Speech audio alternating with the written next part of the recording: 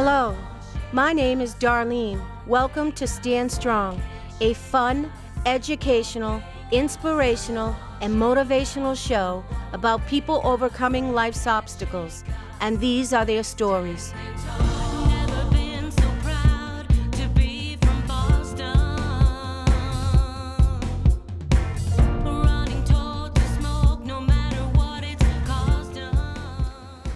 Hello and welcome back to Stand Strong. My name is Rachel Thomas and I am here as a guest host for Stand Strong show today as we are continuing to discuss Darlene's journey. So first things first, I would like to draw attention to the slippers that today, once again, I am wearing, which again have the Stand Strong logo on them since today we are continuing our discussion about Darlene's journey. So I'm going to quickly hand it over to Darlene so that she can get us started. Hello, welcome to Stand Strong. Thank you, Rachel, again for joining us, for allowing me to continue my story. And thank you all at home for continuing to follow us and for your continued support. At this time, I'm very excited to say that Miss Rachel is not only guest co-hosting the show today, but she has joined Stand Strong show as to be the co-producer and help us out further so that Stand Strong can grow even bigger than it is now. Thank you, Rachel. Yeah, no problem. Seriously, thank you for letting me step on. Well, you're doing a great job. I love being on this end of the camera, but when it comes to behind the camera scenes, not my favorite place. So Rachel is very kind to step on board and become co-host of the show, co-producer of today's show. Welcome to the family. Thank you. So we left off last where you were talking about how your journey had affected you and what had happened with it. So I guess let's start off with remission. Were there any sort of reconstructive surgeries? What happened once you were finally in remission? When I was finally in remission, I had quite a few complications. I had, they had said that they removed the cancer, so they removed 50% of my left breast, and as a result, they had to, believe it or not, I had to have my other breast, I'm trying to think of the word. Reduced? Reduced, thank you, reduced. But before they could do that, they had to actually do a surgery where they had to remove my areolas and check them to make sure that there was not even an ounce of cancer left in them. And then when they found out that that was okay, they came up with 3 options that I had. I could either have both breasts totally removed and total reconstruction was one option. The other option was they could take, if they removed both of my breasts, they could take my lower part of my stomach and relocate it and make my breasts. That's a very risky surgery, and I'm very prone to infections, but they did give me that option. The other option that they gave me were breast implants.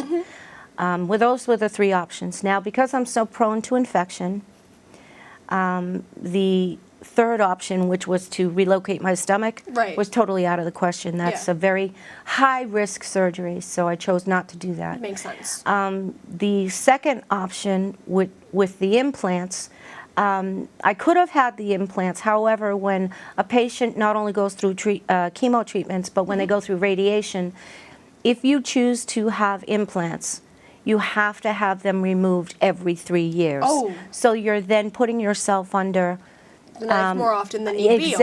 Exactly. Because implants to a patient who has had radiation, it's like putting plastic in a microwave. Because radiation, your body, even long after you're done with radiation, it's almost like you're still slow cooking inside. Oh. So if they put implants in, they could burst. So you have to have them removed every 3 years. So that was not an option. No. So the other option was to try to fix the breast to make it look as normal as possible, have reduction in the other breast, and the areolas were okay. Areolas, I hope I'm saying that right. I'm sorry for you viewers at home if I'm not. were clear and free, so they were able to put them back on. So I had that surgery, and as a result, I have my scars go up under the breast, and they come up, and they go around. I used to for a long time. When my first surgery, when I had my first surgery, and I saw myself for the first time in the mirror, I cried. Yeah. And for a long time, because I didn't feel whole. Right. You know, there was something missing. That makes sense. And after a while, going through healing, and to this day, I realize I not only look at my scars from my cancer surgery, but scars from my C-section from having my children, and any other battle scar that life has thrown at me. Yep. I now look at them, and for anyone that knows me, I think you'll understand where this is coming from. I look at them as strength. I look at them as part of life, and their life. Exactly. Their strength and their life, so I'm no longer ashamed of them. Let's cheers to that. Absolutely. Thank you. So then, you kept saying you're really prone to infection. So was there any sort of side effect from these surgeries that may have caused an infection, or did they have to be really careful with this, obviously knowing you were more prone to infection than, you know, someone else? Yes, when I had the first surgery, they removed the breast, and I was healing from that. That went pretty smooth. Well? That was pretty smooth. It was when they did the reconstruction surgery. Now, I still had the port at this time in my chest, and they had to be really careful because of infections, because Right. it's so close. It's in your bloodstream. Yep. I developed cellulitis. I developed a serious infection, and it was spreading, and they were really nervous because it was going over to the port, where Right. the port was. Yeah. So they put me in the hospital, and I was in the hospital for a long time before they could keep it and get it under control. But they did. I mean, I was in the hospital for so long that the nurses at Beverly Hospital, love my staff. I'm still very much friends with all of them. I love you at Beverly Hospital. That I would call for coffee all the time, and they would like have to bring me up 4 or 5 cups a day. Well, instead of doing that, they brought me a big thermos, and they brought me cream, and they brought me sugar, and they brought me extra cups. I had my own coffee station in my room for when people came to visit me in the hospital. We were all set. Yeah. I was there quite often. Yeah. I mean, I kind of get that, being in and out of the hospital as a child with my diabetes. So that does make sense, and it does really suck from what I do remember. Yes, it definitely does. Although I was a good patient. Except for that one time. Well, like, sort of. I was kind of. I was very friendly to the staff. I love the staff, and I was very friendly. And I always wanted to do what I could to help, but I was in there for so long. I said to one of my dear friends, "You gotta get me out of here. I can't stay." I was in the hospital in one swoop, and this was just one time, 8 weeks. And I'm like, I gotta get out of here. So they let me go for a walk. And when I had a visitor, I said, I gotta get out of here. Can you take me for a ride? She said, I can't take you for a ride. Oh, come on, please. So she got her car, she drove it up to the hospital curb. She ran over the curb. Ran over the curb, She yep. ran over the curb. And she drove me to Dunkin' Donuts, and we went and got coffee, and then we snuck back. Well, the hospital staff was looking for me. They're like, where did you go? I kind of sort of had to fib a little. Because I didn't know that, well, not really a fib, because I did do this one other time I escaped, too. I walked over from Salem Hospitals connected to Shaughnessy Hospital, but they're not the same hospital. Well, I didn't know that. The elevators took me over to Shaughnessy, so I walked over to Shaughnessy, went to the gift shop, walked back to Salem Hospital, went to the gift shop, and went back up on the floor. So I can't say, I really did do that. But this time that I went into the car to Dunkin' Donuts, I told them I went over to the gift shop. I was like a little kid. I thought, I'm going to get in trouble. Ladies and gentlemen, Darlene Luff, escape artist. Not very good. I run over curbstones. So then, obviously, as you were in remission and starting things, I hear you got into pageantry. Now, this is something that really interests me, just because, you know, you see the movies like Miss Congeniality, which is That's me. Obviously a lot different than what you did, but let's discuss your pageant story a little bit, because you were talking to me about it the other day, and I was really interested. If I could speak English today, great. That's okay, I'm with you.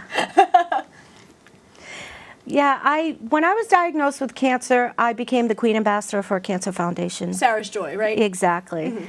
And as a result of being the Queen Ambassador for the Cancer Foundation, they suggested that I do pageantry.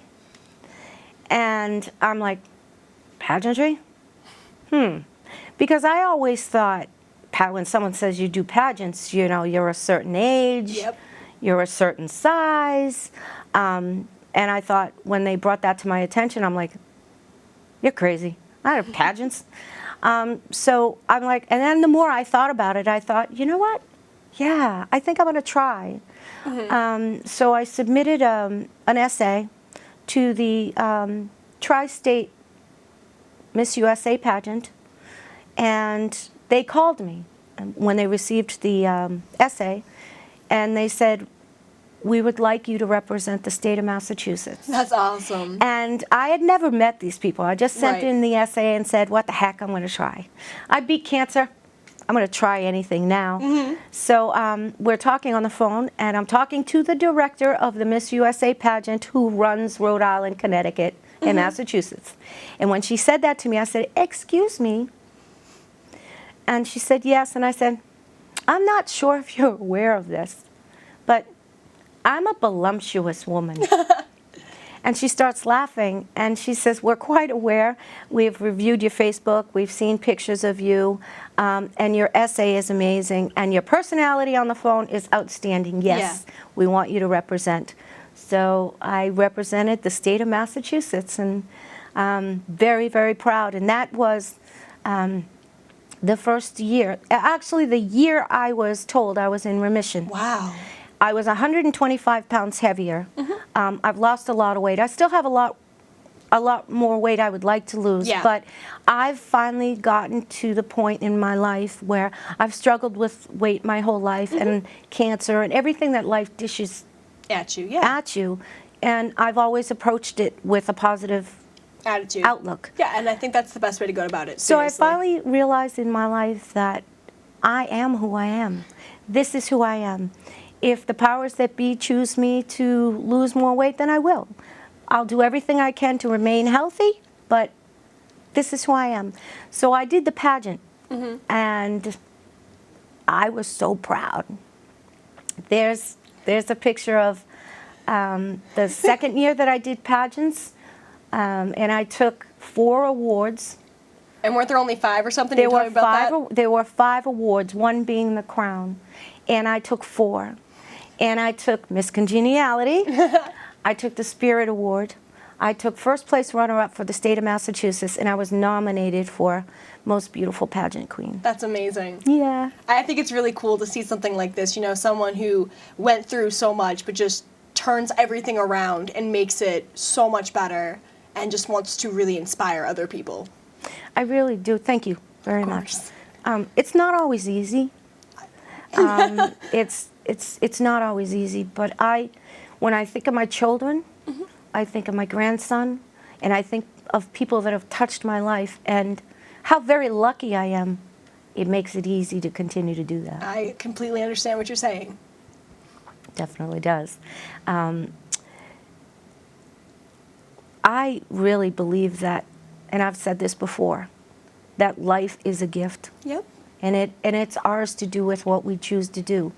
And we can all sit around and feel sorry for ourselves when things go bad, or we can take a few minutes to wallow in our sorrow, Right. and then pick ourselves up by the bootstraps and look around and realize that there are people that have it a lot worse. Exactly. And truly, life is a gift each day that we're given.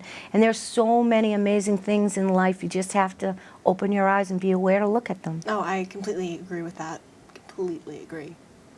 Now, I figure since we got some photos, why don't we take a little walk down memory lane? Absolutely. I love memory lane, guys. My favorite. All right, so you want to pull up the first photo, please? All right, so talk to me about this. Also, I really like your sock monkey. They're like my Thank you favorite very things. much. Notice he's in the wheelchair. I am not. Yes, I am. But this, when I had spoken earlier, I had said that I was in the hospital for quite some time. Yeah. That was when they were letting me go home after I had my reconstruction surgery and had the infections really bad. And I was in the hospital at that point. I was in for 9 weeks, and I was going home. You must have been so happy. Oh my gosh, I was so excited.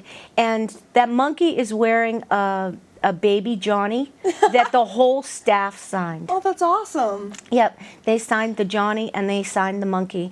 And the bags are full of teddy bears because I love teddy bears. And people were giving you teddy bears, People were giving right? me teddy bears, but before I actually left the hospital, I went down to the children's ward and donated them. That's amazing. Yeah, yeah. All right. So if you want to just go through the next picture, we'll just kind of go through pictures, get conversations going, you know, all that fun stuff. So this must be, is this Miss Curvy Elite or is this the Miss Massachusetts? This is Miss Curvy Elite. Okay. I'm representing today's American woman as Miss Curvy Elite, Massachusetts, and that's my son and I at a fundraiser that we had last January. Nice. Yeah. Very nice. All right, next photo, please. All right, so I think this is Kyle, if I'm correct. That is my The little man. legendary Kyle. That is my little man. That is my grandson, Kyle. And when I look at pictures of my grandson and my children, it makes me feel all the more blessed and realizing that that's why I'm still here. Yeah. You know, so yeah, I love that Must little be. guy so much. It's my pride and joy. Understandable. All right, next photo, please. So I'm guessing these are some of the awards you won at the Miss Massachusetts. Yes. Talk to me about it. That is the very first time when I was a lot heavier, and my son is always with me when I do pageantry. Aww. He's my audience and my cheerleader, and those were the awards that I was giving. First place runner-up,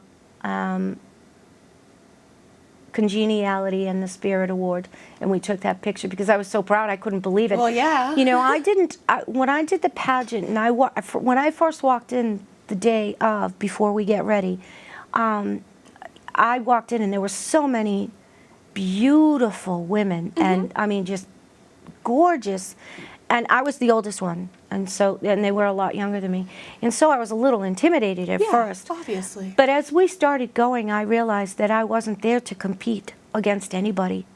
I was there because I was in remission, and I was proud of myself and proud of where I came from, and representing anyone who's ever struggled with cancer, weight, or any other life issues. When I stood up on that stage, I was proud of myself and representing anyone that says you can't. Oh, yes, you can. Exactly. That's my attitude towards things as well, so I understand that. All right, next photo. All right, talk to me about this. Those are my children. That's my son, Jeremiah John, and that's my beautiful daughter, Angie Marie. And my son's very cute, too. I call him a modern-day Elvis. I see it. Yeah. But those are my pride and joys. And when I say that, how I measure my success in my life, It's with your if kids, you look isn't at that picture, it's my children. Yeah. And I'm very proud of the people that they've become. That's amazing. Next photo, please. All right, talk to me about this one. Is this more pageantry stuff? Actually, it is. This is actually I'm really excited to share this story. The first year that I did pageantry, unbeknownst to me, I was actually part of the Bravo cast for a show called Game of Crowns. No, not Game of Thrones. I was just going to say that. Game of Crowns. But I didn't know it when I was doing the pageants. And the Bravo show had cameras and they were following people around. Well, they were following me and I didn't think anything of it. I was just myself and being myself. Well, as a result of the show airing, they had a red carpet premiere. I'm actually on the red carpet at Foxwoods with the main characters of the Bravo show. I was going to say Stand Strong. Not yet, but we will. Red carpet's coming soon, of Game of Crowns. So that was really, that was exciting. That was an exciting day. Sounds like it. So then if we can just go to the next photo for us. All right, talk to me about this one. This one is probably when you first started again? That was when I first started, and we were backstage, and we were told to get into our evening wear, and I had to go on stage in my evening gown and present myself. That was the very first time. And that was the second time that I did pageantry because my hair is blonde. So that is the second year. But I hadn't seen anyone from the pageantry for a year. Right. And then I lost some weight. Yeah, it looks like it. And I went and did the pageant, and I was really proud. You should have been. Yeah. I can stand by that completely. Next photo, please. So this must be the first year then. That's the first one. Okay. That's the first one. And my goodness, I look at that, but I'll tell you right now, my smile is still the same, my soul is still the same, and my pride is still the same. I was so proud when I walked up on that stage and looking over and hearing my son yell and scream, "That's my mom!" And he was so proud of me. And to stand up there as a cancer survivor, that must have felt amazing for you. It was incredible. It was. Wow, that is really awesome. I really hope that people take from your story that you can do anything you put your mind to. It doesn't matter what you're overcoming, what you've overcome, that anything is possible. I hope so too. I hope by my sharing not only my cancer journey, but a journey through life and my struggles, I'm hoping that I can help or touch one person and make a difference in someone's lives, because my journeys and my struggles have helped build the person I am, and I've realized that it's my purpose, I believe, on this earth is to help others. Yeah, exactly. And that is exactly what you're doing by doing Stand Strong. I hope so. And I really, we've been talking about it for a couple of weeks now, just sort of getting everything ready for today, and it really seems like you do have a following and people do relate to your story and, what you're doing on your show. I really do believe you touch many people and inspire people to get out and be the best that they can be. Thank you. I really appreciate that. I really hope so. When I initially started the Stand Strong show, as you all see when we open the show, we wear slippers today. Rachel's wearing them, but we wear slippers. And it has often been asked to me, excuse me, where did the slipper idea come from? I've been interested to hear this one. Yeah, well, when I first started the show, the very first episode, I had said that it was to be comfortable and so that the feel would be like you're in your living room. That is true. However, in the further we go in sharing my journey, I have a lot of health issues. I can't sit, stand, or walk for a long period of time. And when I wear shoes for a long time, which I'm wearing shoes today, and I'm going to tell you quite honestly, when I go home, my feet are going to hurt and my knees are going to hurt. But I didn't want to wear slippers because you were wearing slippers today. So I wanted to come up with an idea that would incorporate the slippers so that I could be comfortable, but also make it a part of the show. Yeah. And I thought, how could I do that? And I wanted to be different. And I wanted Stand Strong to have somewhat of a theme, I guess that you would call it. So I came up with the slipper idea, and it's getting to the point where guests are choosing their logos, and I'm making the slippers for them to wear. So that's how the slippers came about. Yeah, that makes sense, and I think that's really cool. Oh, easy way to incorporate something to help you, but make it almost a part of the show, because I feel like when people hear that Stand Strong name, they think of your logo, and then they obviously think about the slippers, because you've had them in every single episode. I absolutely love the slipper idea. Me too. And it's really, really, it makes me feel really proud when I'm talking to the guests before we do the show, and then when we get to set and I get the slippers out and they see their logo, oh, I love it. Yeah. So, yeah, it's working. I like it. So I'm going to hand everything back over to you so you can say your goodbye. Should I, give you the slippers right now? No, you can keep wearing them. Thank you very much for again, doing a fabulous job. And thank you all at home for your continued support. It would be at this time that I would give a guest a T-shirt with our logo on it. But since this is a follow-up show and I've already presented Rachel with a T-shirt for doing a fabulous job, I would like to present her. I love giving gifts. Stand Strong is all about me giving gifts and making people feel good. So I would love to give you these flowers and say thank you so much for joining us and sharing further the Stand Strong story. I course. really appreciate it. And to all the staff at BevCam for your continued support and the fabulous job that you all do in encouraging me to continue to make Stand Strong even better. I really appreciate it. It is with much love, peace, and respect. We look forward to you joining us again. As always, remember to stand strong. Till next time.